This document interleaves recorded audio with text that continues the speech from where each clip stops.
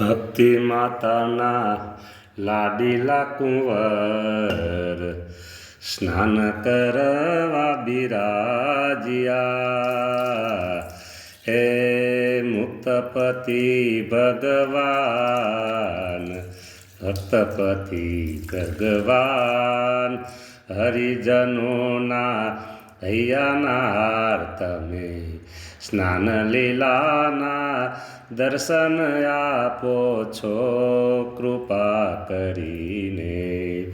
હે પ્રભુ તમે સ્નાન લીલાના દિવ્ય દર્શન આપો છો.